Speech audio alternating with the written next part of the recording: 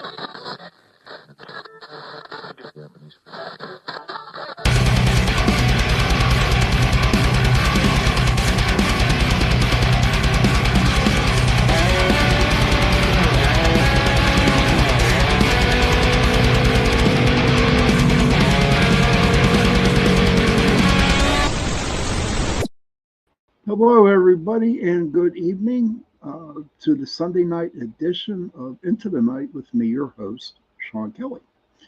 Hello, Heidi. Good to see you. Much love from Pittsburgh. Michelle, good to see you. Kurt, great to see you. Oh, boy, I tell you what a day. Wish this damn heat would get over with. Joe Fox, good to see you, buddy. It's just like so damn hot. It really is. It's crazy. It's like been in the 90s and all that crap. And it's just too damn hot. You know, I'll tell you how hot it is. Okay, I got my air conditioner set in my room at 68 degrees with the fan going, the ceiling fan.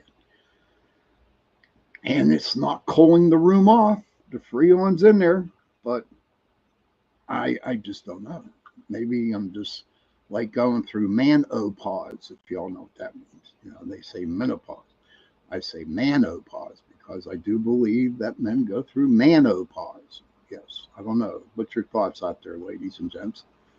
I want to thank UPRN Talk Radio, 105.3 Mississippi, 107.7 New Orleans, for allowing me to give you an hour on Sunday night, 8:10 to 9:10 p.m., and on Tuesday nights, 8:10 to 9:10 p.m.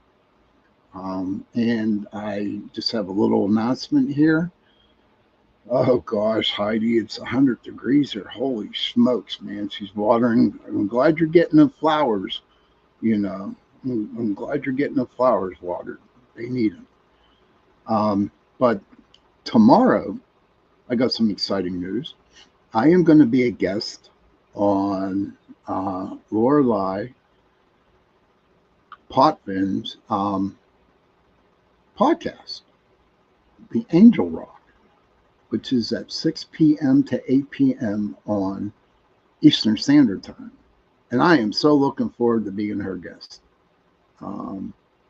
Vet Girl goes, hey, Vet Girl. Vet Girl says, yes, absolutely, men oppose. Men oppose everything. Wow, what's with this heat wave out there, guys? Ladies and gents. Hey, Vet Girl. But you know what? Honestly, I don't know. But I'm not going to get into it because I have something to tell you guys. Well, I'll repeat with Lorelei. I'll be on the Angel Rock tomorrow night at 6 p.m. to 8 p.m. So I'm really looking forward to being on her show. So if you're not doing anything tomorrow, stop on UPRN and go to the Angel Rock, and I'll be her guest. So I need to tell you guys something, and this is like blows me away. Yeah, water the wildlife too. That's true. Miss Squirrel is sitting on the chair. That's cool. But I have to tell you something which like kind of like blew me away. Okay. Now I don't believe there is coincidences. I believe that everything happens for a reason. Okay. So about 3 or 4 days ago, my brother works at a car wash. And this book has been sitting in their office for over 2 years. Okay. And my brother said, "Can I have that and give it to my brother?" Because he does podcasts. And they said, "Sure, take it, not a problem." So that the other night, my brother brought this home and he gave me this book. It's 1,000 pages. No shit, 1,000 pages. No coinky dinks. But it is the whole records of the Salem witch trials. Let me see if I can get it up there. Check that out. So I was going through the book. Is that upside down? I don't know. Yep, it's upside down. Let's go this way. Try to get it. Okay. It is the book of the Salem witch trials, which chronicles them going through the trials. Hey, Cindy Mitch, good to see you. Much love to you. And it's the chronicles of the witch trials, all the interviews with the people who got, like, all the witches that got prosecuted. Yeah, I know, Kurt. It was an awesome find. So no coinky dinks. This book happened to fall into my brother's lap, in which he gave it to me. And you guys know, a lot of you people know, whenever something is given to you, it just has that kind of energy that you're drawn to.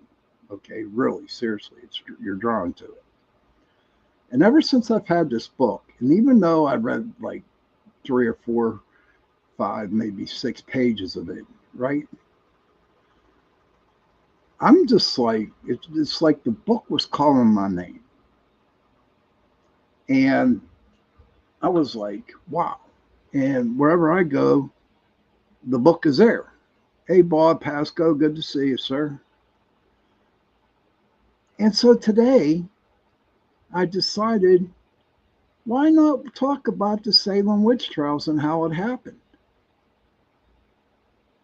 And I wrote some stuff down, and of course, I'll be looking at my notes here about it. But you know, as I was just going over the wiki and what I saw on Google and whatever like that, God bless them people, man. But back then in the 1690s, 1600s, 15th century, however you want to call it, 16th century, Massachusetts were ran by the Puritans. And before I get into the witch trials, I'm going to read what Puritans were back then. Puritans were a group of English Protestants who, during the 16th and 17th centuries, sought to purify the Church of England from what they perceived as remnants of the Roman Catholicism. They emphasized strict moral codes, simple worship, and a strong work ethic, often advocating for reforms within the church, and eventually establishing their own colonies in North America. The Reformed Puritans believed the Church of England hasn't fully broken away from Catholicism during the Reformation and sought to simplify the practices and doctrines. Basically, everything in a nutshell, the Puritans were hardcore religious people. Okay. And they didn't take crap from nobody. It was their way or the highway. Okay. So I needed to tell you what the Puritans were, because that's what they were mainly. That's who were the judge, jury, and the executioners of these people who were so-called witches. Okay. And So I'm looking through all this stuff. I'm looking through YouTube, everything like that, and you couldn't help but feel for the people who were accused of being a witch. They were treated like crap, and I just would like to, do a little bit of the beginning of the trials up to the witches being hung. I mean, I'm not going to get through the whole history behind the witch trials because there's a lot more to it. But I figure I'd start off with just how it started, and we're going to go from there.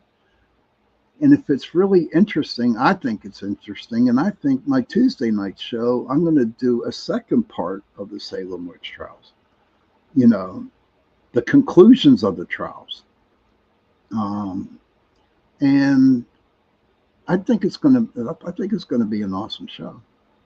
You know, I have no doubt in my mind it's going to be an awesome show because it's my show.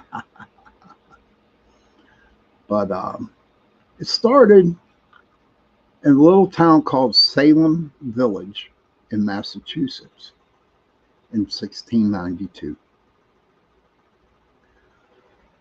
And what triggered this hysteria was that there were two young girls. I'm sorry, but I got to look at my notes here, everybody. Elizabeth Paris and Abigail Williams. Now, Elizabeth Paris was the daughter of what was he? He was like a priest. Okay.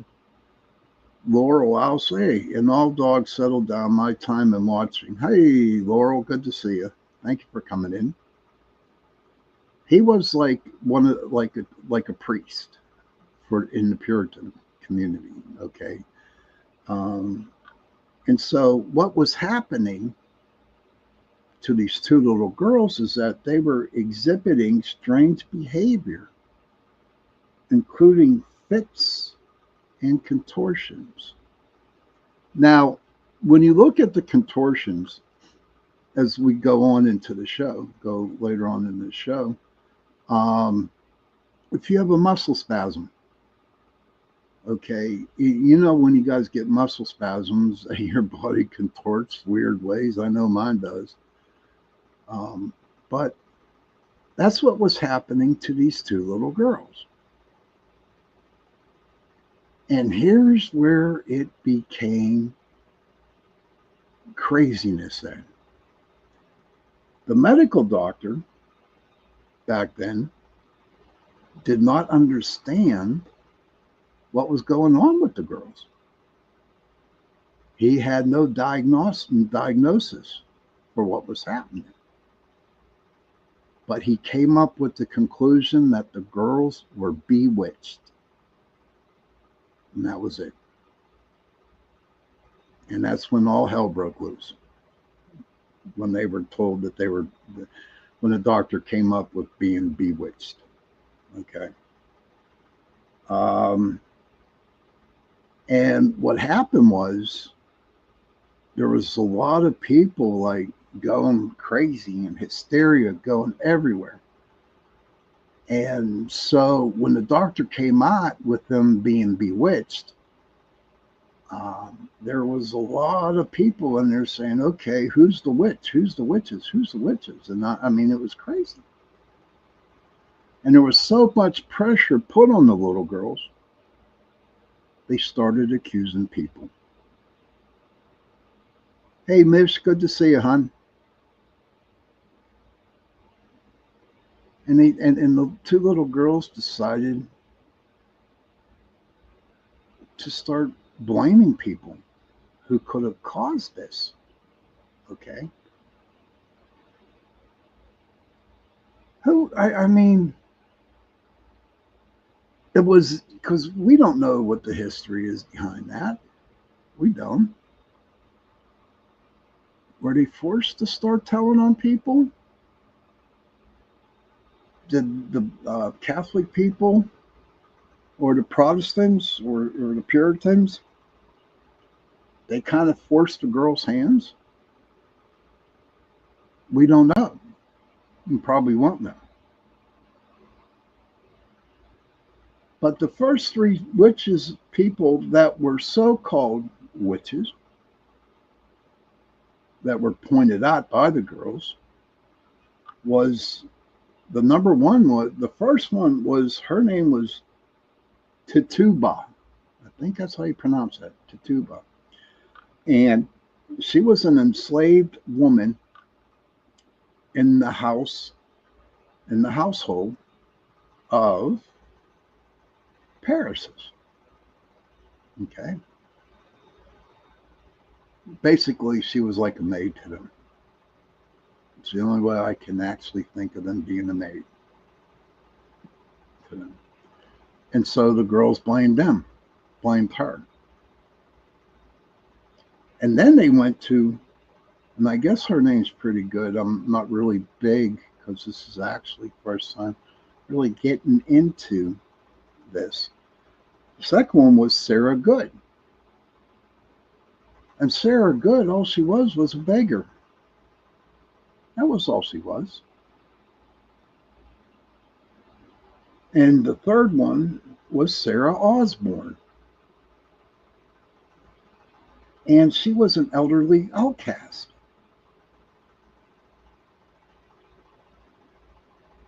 So even to go and start blaming people, hey, this girl's a witch, she did this to me, over because one damn doctor said they were bewitched. And that's not the sad part about it, okay? So when all this shit was going down, news was spreading all over that area. I don't have it written down. If I repeat myself, okay, I'll be there. I'll repeat it. And so what happened was there was a bunch of other girls in different towns that were going through the same things that these two young girls in Salem town were doing. The contortions, the vomiting, whatever. And there was a lot of people at the time that were getting accused of being a witch. That's just like me, somebody coming up and say Sean is a witch. And then back then, they took me, and if I denied it, then they would hang me either way. I was guilty. That's how the Puritans looked at it. They were guilty.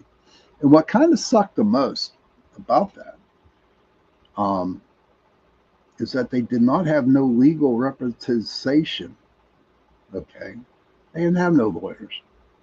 They didn't have nobody sticking up for them. So once you were convicted, you knew you were going to die. They weren't going to believe you. That sucked. You know what I mean? That really sucked.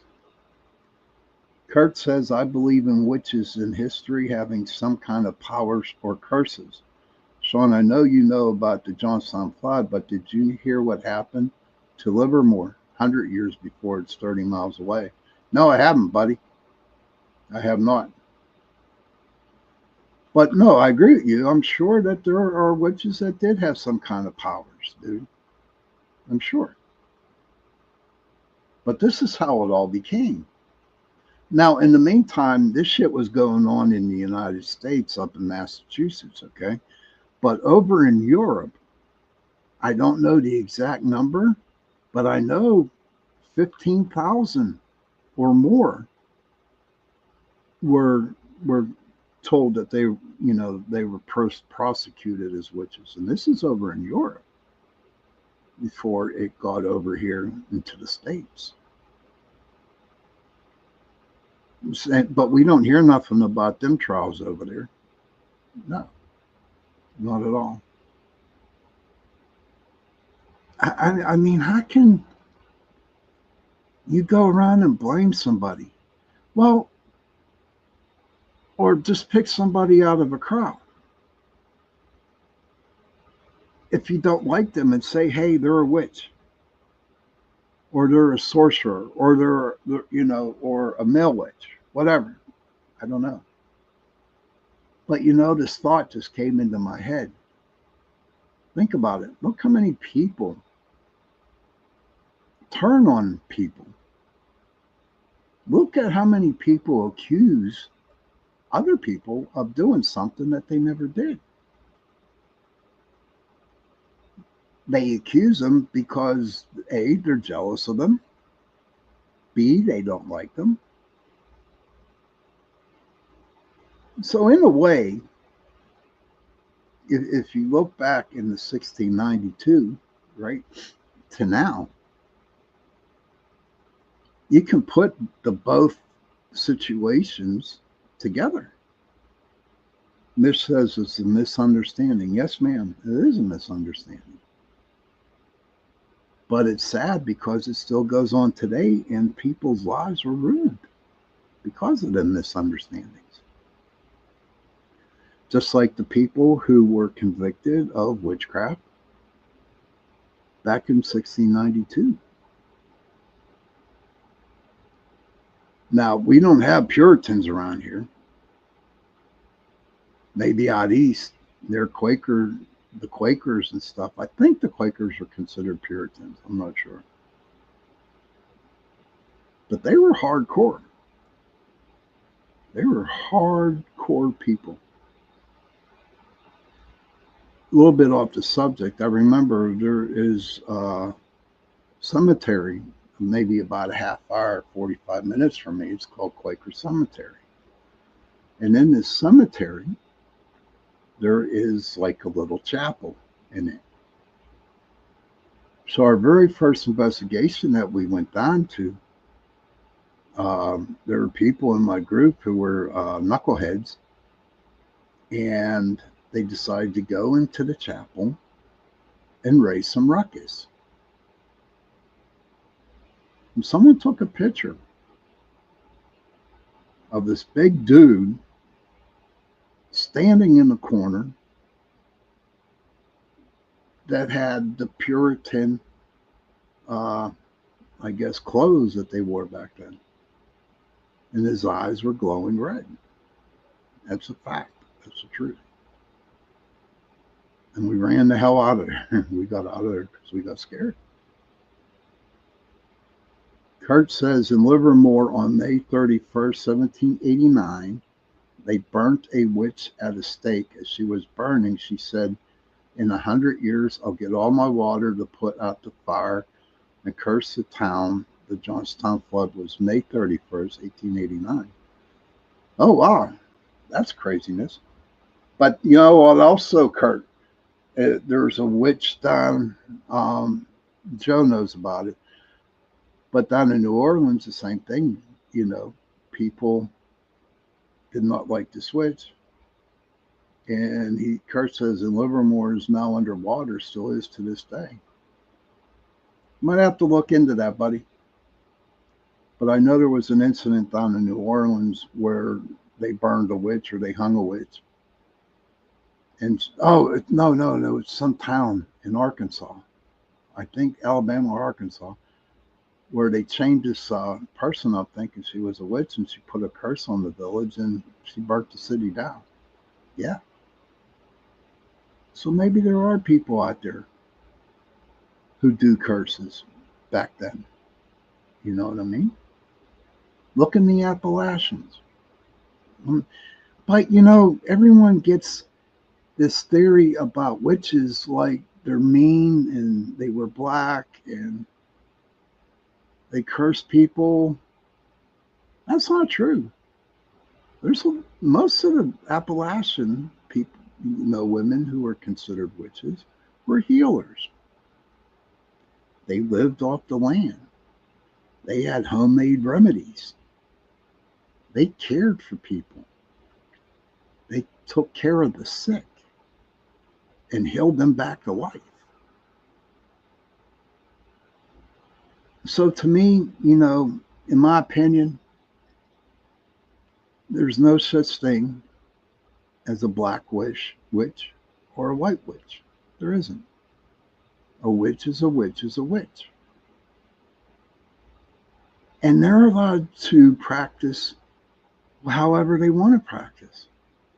It's their choice. We have no say-so in it. But back in the 1690s, they never did. They had no choice. They got screwed terribly, and they ended up paying with their lives.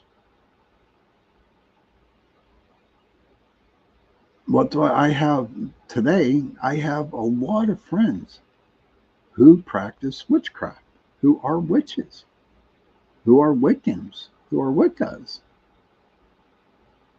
And they're the sweetest, kindest people you ever want to meet. And they are good to everybody. And they care. They don't cast no damn spells. You know, the ones that cast the spells, sorry about that light being in my glasses here, everybody. But the ones who cast spells are the ones that want to try to be a witch. There's a lot of steps you got to go through in order to be one. Yeah. Which witch is a witch? That's cool. That's cool, miss. But I believe, you know, in my heart, knowing what I know, witches get a bad deal. They get a bad deal. So let me get back to my notes here. We continue. I have a tendency of talking on about trying to get off the subject and stuff like that, but I don't. I just start talking because I'm Irish, and whatever pops into my head pops into my head. But what I had to say about how I feel about witches, I needed to tell you that because that's where I stand. That's how I feel. But you got to remember, everybody, you can't judge a person on what they do, who they believe. Stay on the path, Sean. You know what, miss? If I stayed on the path, this would be a half-hour show, no lie. If I stayed on the path. But, so you can't judge them. You have to accept them for who they are. Don't make fun of them. Just show them a lot of respect. They are not scary people. They are loving and caring people who want to help, who want to cure, who want to help, take care of people. And that's what they are. So, as I was telling you earlier, the accusation spread to the other towns because there were other girls with the same symptoms. So they started accusing people. Remember I told you earlier about the girls that in the other towns had the same things as those young girls did? Yeah. Well, they were doing the same thing. They were just blaming people. And of course, those people were considered a witch and they were hung. Yeah. It's sad. It's sad. But I guess we have no control over that right now. But I'm sure, to me, that the witch trials in Salem, okay, really put their mark into the history of America by this. So the trials were overseen by the court of Oyer and Terminer. And in this court, it resulted in 20 people. 19 were hung, and one was, pressed to death by stones. 19 people were hung just in this little Salem town, But like I said, in this Tuesday coming up, I'll probably get some more information because right now what I'm doing with you guys is just getting the basics on how it all started and what happened. But we're at the 30-minute mark and I need to go on a break. So I'm going to play a couple, promos for everybody, and then I will be back. Okay, everybody, let's see. They really changed this around, so I don't know who I'm going to play, but we'll do this. Welcome to Negotiating Happiness, the show that helps you find happiness, success, and balance in your work and life. I'm Adriana Fiestra, your host for this journey into entrepreneurship and personal growth. We're broadcasting live on 107.7 and 105.3 FM in New Orleans as part of the United Public Radio Network. We explore the latest strategies, insights, and stories from successful entrepreneurs and experts. From managing stress to building a thriving business, we've got you covered. Welcome to Paranormal Heart Podcast with host Kat Ward.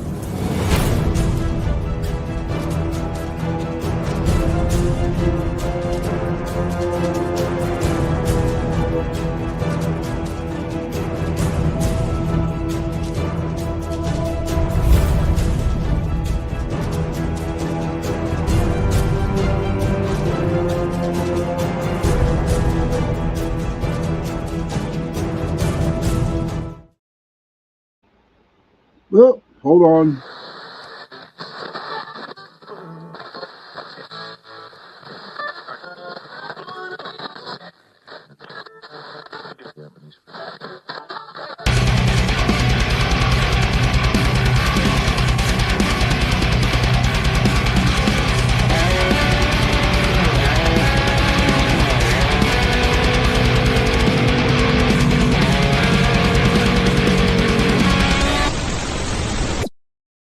Hello, everybody, and welcome back to the second part of Into the Night with me, your host, Sean Kelly. Again, I want to thank UPRN Talk Radio, 105.3 Mississippi, 107.7 New Orleans. Just a quick announcement. Tomorrow night at 6 p.m., I am going to be on the Angel Rock Show with Lorelei Potvin, and I really hope to see you guys there, I'm really looking forward to being on her podcast. Thank you, Heidi. I'm telling you, maybe I might shave my beard. Okay, while we're doing the rest of the show, I want to put a little thing out there. What should I do? Should I shave the beard or should I keep the beard? I just would like to hear other people's opinions on it. Kurt says, well, what the hell is that? Crazy.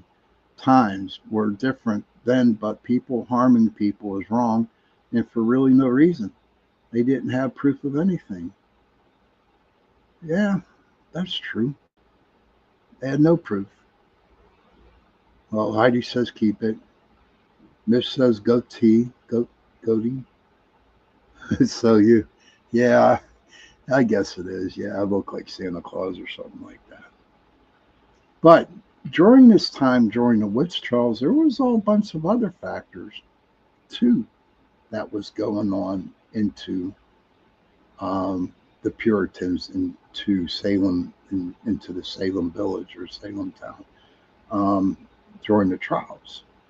Okay, and the factors were religion. That was the first. That was the first factor. Okay.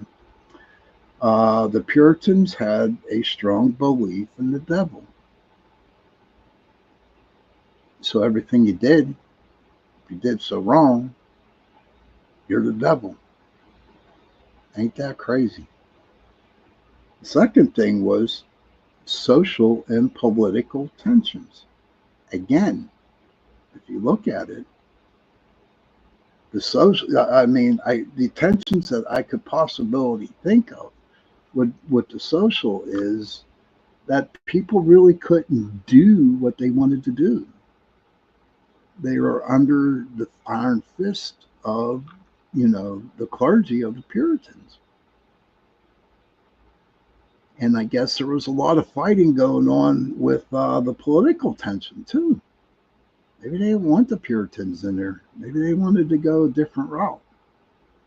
Again, Kurt, if you look at it, if they had political tensions back there and we got political tensions, I don't know. It just seems like everything's coming around full circle on that.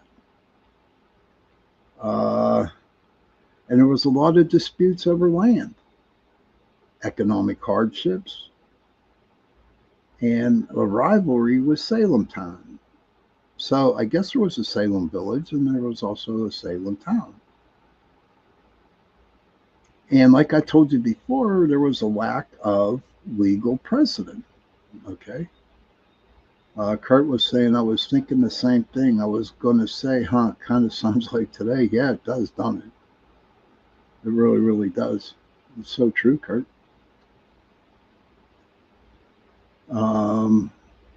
Like I told you before, there were no lawyers back then. There was nobody actually sticking up for the defendants back then. So if you want to call it a kangaroo court back then, okay. Well, at least here now in today's world, we got lawyers that do protect the innocent people or people who've been accused of stuff.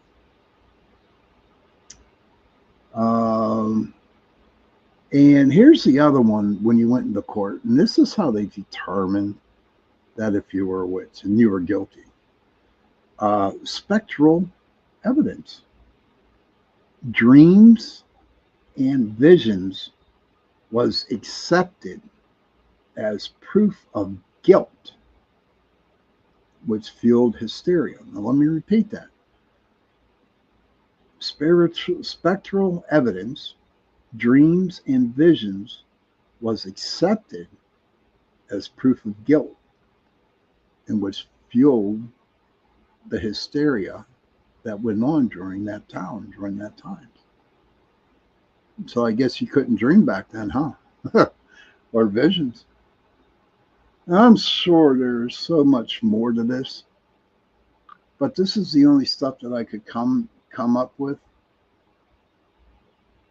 Okay, so I'm going to have a dream, and I'm going to tell the court I had a dream, and they're going to hang me for it? Nah. It just doesn't make sense at all, But as we go on, what happened to the girls? You know how they were getting contortioned and all that kind of crap, strange behavior.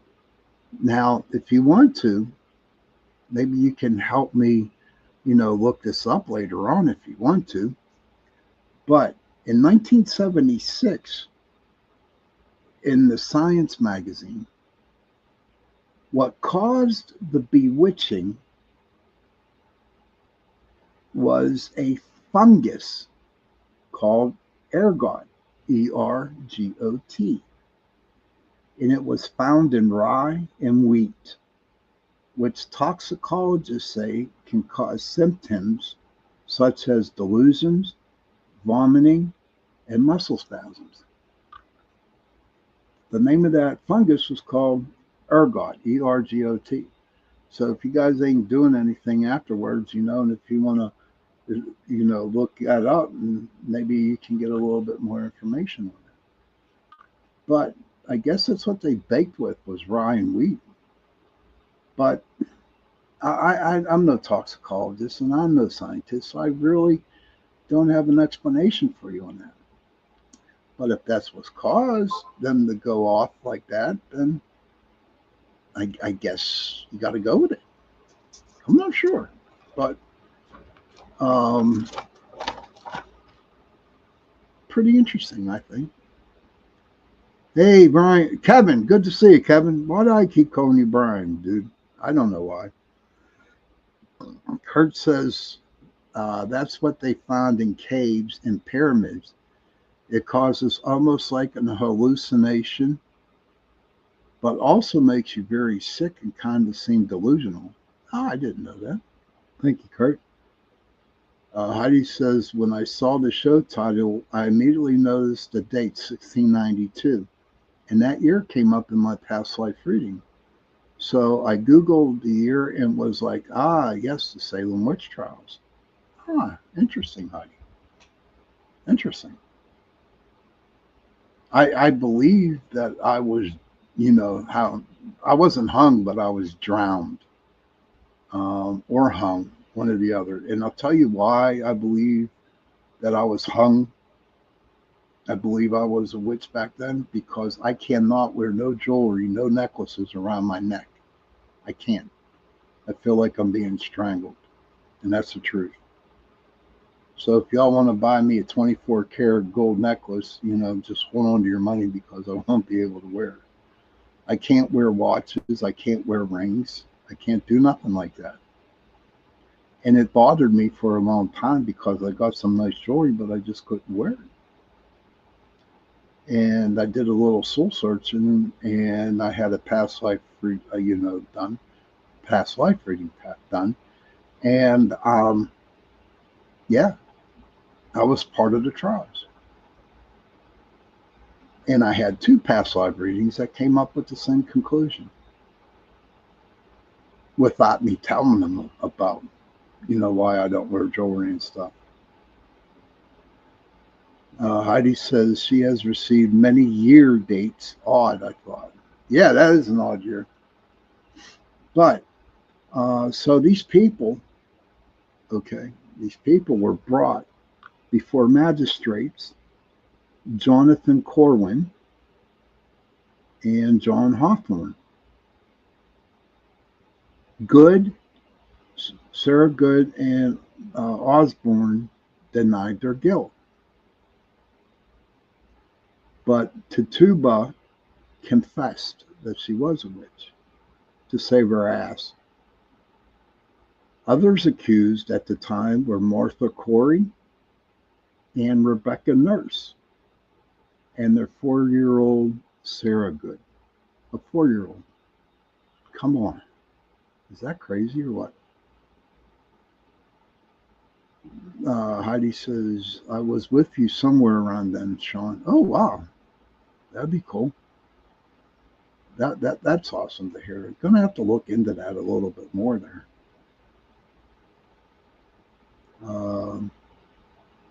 Heidi says, thank you, Kevin. Intriguing, and I'll have to go back and access the records to get more info, but my column was very tall. Interesting.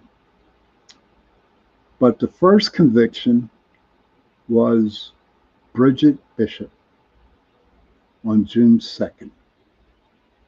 And she was hanged 8 days later. And the place where she was hung at, it is now called Gallows Hill in Salem Town. Now, you have Salem Town and you have Salem Village. There are other names to these, and hopefully I can look at and get the real names of the towns they are called now today in Massachusetts. And the whole thing, the whole 20 people, 5 were hung that July, and 5 more were hung in August, 8 more in September. There were 7 accused witches that died in jail, and Giles Corey, Martha's husband, was pressed by stones because he refused to enter a plea at his arraignment. That goes to show you at that time, even if you did plead guilty or you didn't plead guilty, you were still considered a witch and you were dead. They killed you. And this is so sad that happened to those people back then. Maybe the people that they did hang, maybe they were witches. Maybe they did see sight. I see sight. People I know, they they're seers. They're empaths. you know? So can you imagine them hanging every one of us?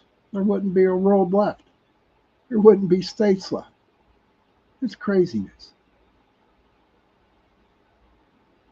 But I know one thing for sure. We are all good people. Not too many. There's not too many bad people out there. Trust me, there are bad people, but the majority of us are good people, and we care for people and we help people the best that we can. If it's just by being there and letting them talk, or getting them a Band-Aid if they cut their finger, or if we get them some water if they're dehydrated, you know. So we're good people. And if anybody else ever told you anything different from that, then they're wrong. Everyone in my chat room, everybody out there in the countries that listen to my show and listen to all the shows on UPRN, you're good people. And I care for every one of y'all. I really do. I might not show it. I might not talk about it. But I want you all to know I have your back if you need it. And that's how I continue to live. Even though I've been screwed many, many, many, many times, I won't stop helping people because I need to do that. And I will never, ever judge anybody because they see visions or because they speak in tongue. So they won't get burned at the stake like these people did back there in the Salem witch trials.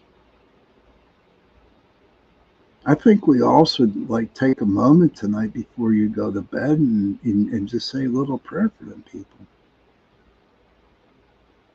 Kurt says, hell yes, Sean, you're a great dude. Well said, buddy. We all love and got your back. So don't forget that either. Oh, I know you all do. I know you guys have my back. And I'm grateful for it. I'm grateful. I am so grateful for every one of y'all. But we are getting close to the witching hour. And don't forget, I will be on the Angel Rock tomorrow night from 6 p.m. to 8 p.m. Eastern Standard Time. And I'll be on with Lorelei Potvin, or Lorelei, however she wants to call her. I just call her Lori. That's all. She knows it. I can call her Lori. Thank you, Michelle. Michelle agrees.